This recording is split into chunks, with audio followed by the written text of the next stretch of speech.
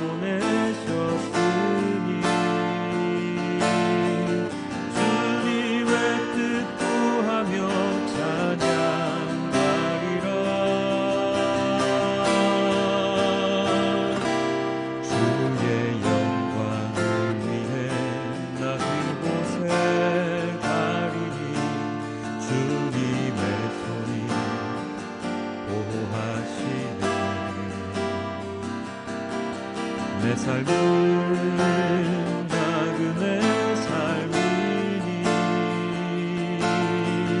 주 오실 날 바라며 선포하리라. 주의 십자가 그 땅에 꽂으며 주의 이름으로 세례를 주고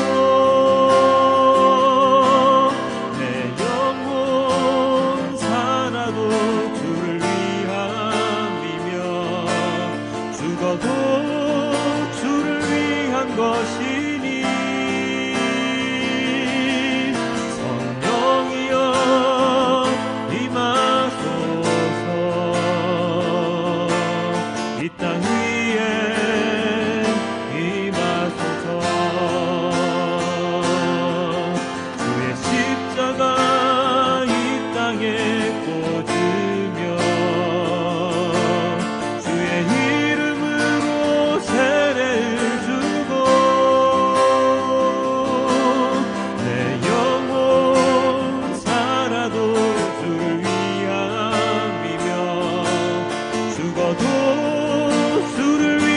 것이니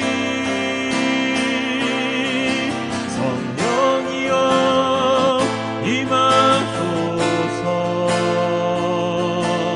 이 땅 위에 임하소서. 성령이여 임하소서. 이 땅 위에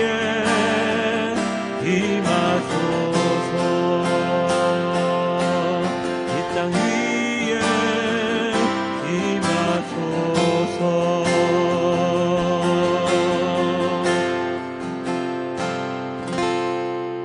이 세상에 있는 그 어떤 가치 있는 것들보다 주님의 말씀을 더욱더 사모하며 살아가는 우리 모두가 될 수 있도록 도와주시옵소서. 성령 하나님께서 우리의 삶을 인도하여 주시고 우리의 입을 주장하시고 우리의 생각을 우리의 마음을 주장하시는 우리의 삶이 될 수 있도록 도와주시옵소서. 세상이 우리를 언제나 유혹합니다. 세상으로 오라고 말을 합니다. 그럴 때마다 아니야 나는 주님의 사람이야 하며 세상에 주님의 말씀을 도리어 선포할 수 있는 강한 그리스도인이 될 수 있도록 도와주시옵소서. 이 모든 말씀 우리 주 예수 그리스도 이름으로 기도드렸습니다. 아멘. 오늘의 말씀은 8장 5절에서 15절까지의 말씀입니다. 주님께서 또 나에게 말씀하셨다. 이 백성이 고요히 흐르는 실로암 물은 싫어하고 르신과 르말리아의 아들을 좋아하니 나 주가 저 세차게 넘쳐 흐르는 유프라테스 강물 곧 아시리아 왕과 그의 모든 위력을 이 백성 위에 뒤덮이게 하겠다. 그때 그 물이 온 셋강을 뒤덮고 둑마다 넘쳐서 유다로 밀려들고 소용돌이 치면서 흘러 유다를 휩쓸고 유다의 목에까지 찰 것이다. 임마누엘, 하나님께서 우리와 함께 계신다. 하나님께서 날개를 펴셔서 이 땅을 보호하신다. 너희 민족들아 어디 전쟁의 함성을 질러보아라. 패망하고 말 것이다.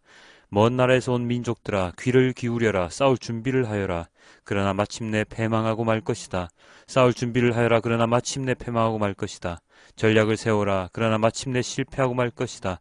계획을 말해보아라. 마침내 이루지 못할 것이다. 하나님께서 우리와 함께 계시기 때문이다. 주님께서 그 힘센 손으로 나를 붙잡고 이 백성의 길을 따라가지 말라고 나에게 이렇게 경고의 말씀을 하셨다. 너희는 이 백성이 모의하는 음모에 가담하지 말아라. 그들이 두려워하는 것을 두려워하지 말며 무서워하지도 말아라. 너희는 만군의 주 그분만을 거룩하다고 하여라. 그분만이 너희가 두려워할 뿐이시고 그분만이 너희가 무서워할 뿐이시다. 그는 성소도 되시지만 이스라엘 두 집안에게는 거치는 돌도 되시고 걸리는 바위도 되시며 예루살렘 주민에게는 함정과 올가미도 되신다. 많은 사람이 거기에 걸려서 넘어지고 다치며 덫에 걸리듯이 걸리고 사로잡힐 것이다. 아멘.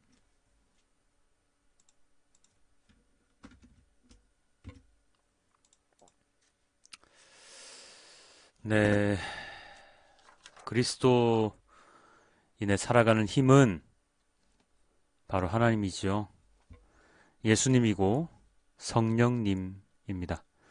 세상을 살아가는데 남들보다 더 잘 살고 더 편하게 살고 남들보다를 생각하고 외치며 살아가면 그리스도인으로 살아가기 참 힘듭니다. 남들보다 무엇인가를 더 우위에 있으려면 그만큼 하나님 말씀에 반하는 삶을 살아야 하기 때문입니다. 하나님 말씀 가운데 그 어떤 말씀에도 특히 복음서에 기록된 예수님의 말씀에는 더욱더 남들보다 잘 살라고 하시는 말씀이 없습니다. 그래서 그리스도인으로 살아가는 것은 그리 세상에서의 행복에 가치를 두고 살아가는 것은 아닙니다. 어느 순간부터인가 교회 다니는 것을 세상의 행복을 추구하는 것, 세상에서의 편안함을 누리는 것, 세상 사람들이 보기에 좋아 보이는 것으로 여기게 되었습니다.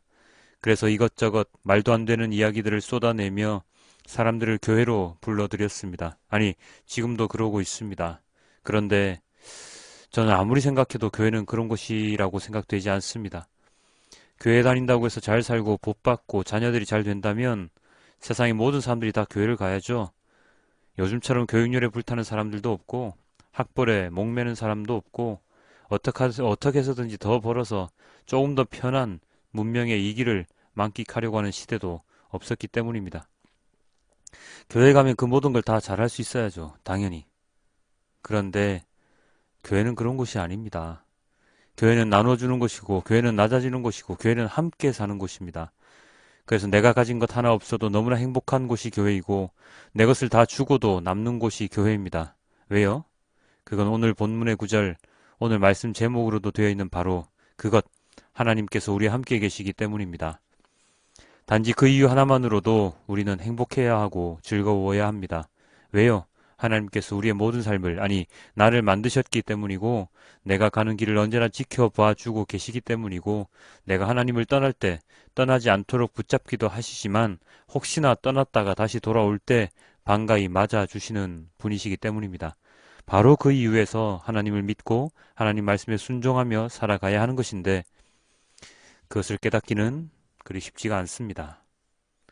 오늘 본문 6절입니다. 이 백성이 고요히 흐르는 실로암 물은 싫어하고 르신과 르말리아의 아들을 좋아하니 사람들은 하나님보다 세상을 더 좋아합니다.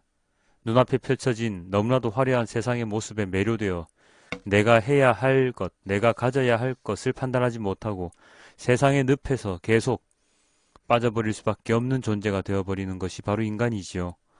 요즘 박연선 목사님의 이사야 설교를 자주 듣고 있는데요. 그 목사님께서 자주 하시는 이 비유가 바로 탕자의 비유였습니다. 탕자가 아버지를 떠나 세상을 갔으나 세상에서 허랑방탕한 생활을 하다가 아버지께로 돌아옵니다.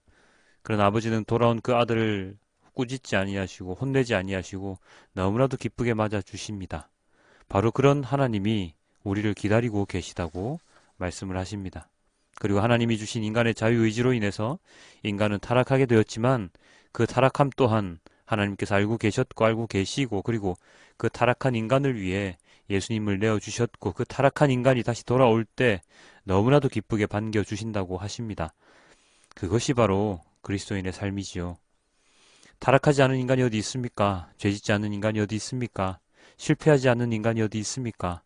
그 모든 것을 다 알고 계시고 인정하시고 기다려주시는 하나님께서 우리에게 말씀을 주시고 순종의 이유를 주시고 십자가를 주시고 그리고 우리와 언제나 함께 계시지요. 9절입니다. 너희 민족들아 어디 전쟁의 함성을 질러보아라. 패망하고 말 것이다. 먼 나라에서 온 민족들아 귀를 기울여라. 싸울 준비를 하여라. 그러나 마침내 패망하고 말 것이다. 우리를 괴롭히는 세상의 많은 것들, 그것들에 대해 하나님은 모든 것이 다 패망한다고 말씀하십니다. 우리에게 다가오는 모든 세상의 가치들은 다 패망한다고 말씀하십니다. 인간의 생각과 의지로 하나님을 반하는 모든 것들은 다 패망한다고 말씀하십니다. 바로 하나님의 권능, 능력, 하나님의 존재하심 때문이지요. 하나님께서 우리와 함께 계시기 때문입니다. 13절입니다. 너희 만군의 주 그분만을 거룩하다고 하여라. 그분만이 너희가 두려워할 뿐이시고 그분만이 너희가 무서워할 뿐이시다. 그렇지요. 하나님 우리와 함께 계시긴 하는데 그 하나님을 우리는 무서워해야 합니다. 두려워해야 합니다. 하나님께서 우리를 끝까지 기다려주시고 반갑게 맞아주시기도 하지만 하나님의 그 정의로움, 거룩함을 우리는 두려워하고 경외해야 합니다. 우리가 죄인 되었을 때 우리를 깨닫게 해주시지만 끝까지 깨닫지 못하고 세상에 파묻혀 마지막을 바라보게 된다면 하나님께서는 우리에게 동일한 하나님을 괴롭히는 반하는 그런 불효와 동일하게 심판의 채찍을 또한 주실 것이기 때문입니다. 함께 말씀 묵상하시는 성도님들, 말씀을 그리고 교회를 그리고 그리스도인으로서의 삶을 다시 한번 더 되돌아보십시오.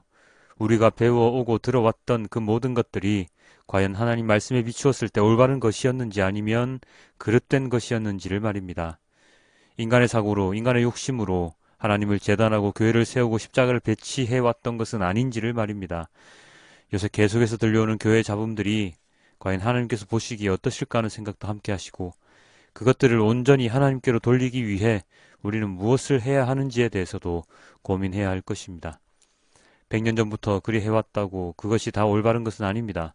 무엇이 본질이고 진리인가를 먼저 깨닫고 그 진리에 반하는 것들이 있다면 과감히 부숴버릴 수 있는, 무너뜨릴 수 있는 자들이 바로 그리스도인임을 잊어서는 안 될 것입니다. 하나님은 우리와 언제나 함께 계시기에 우리가 하는 모든 것들을 주님과 소통하며 행하는 진정한 그리스도인이 되어야 할 것입니다.